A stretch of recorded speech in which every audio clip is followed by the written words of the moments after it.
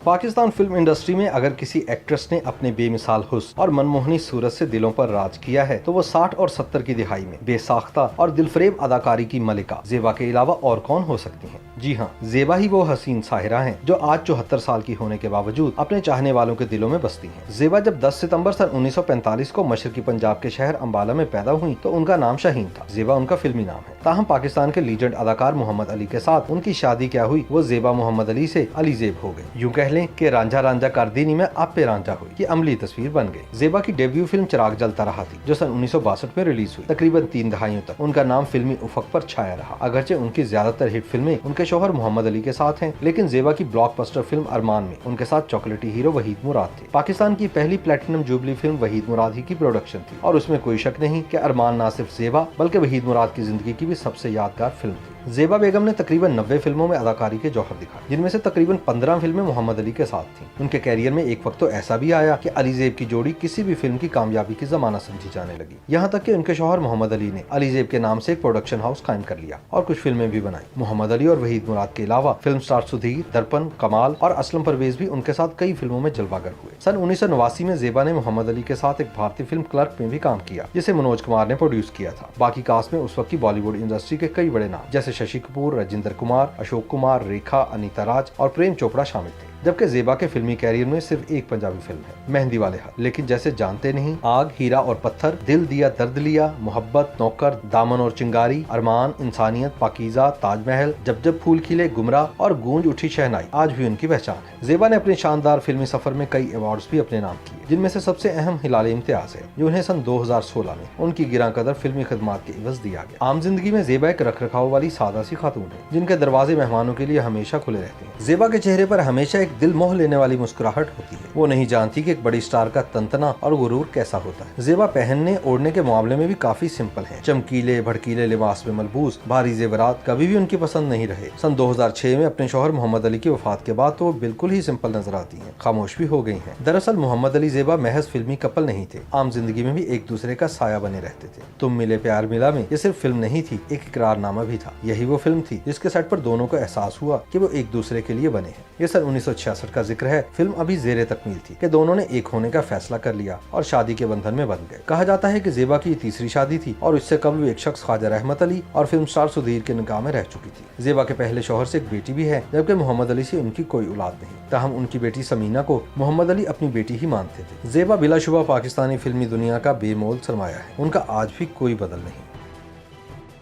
YouTube पर googly news देखने के लिए youtube.com की सर्च बार में गूगली न्यूज टीवी टाइप करें। गूगली न्यूज के पेज पर सुर्ख रंग के सब्सक्रिप्शन वाले बटन पर क्लिक करना ना भूलिए। YouTube पेज पर अपलोड होने वाली वीडियोस से बाखबर रहने के लिए बेल आइकन पर क्लिक कीजिए। आपको हर नई वीडियो के बारे में नोटिफिकेशन मौसूल हो जाएगा।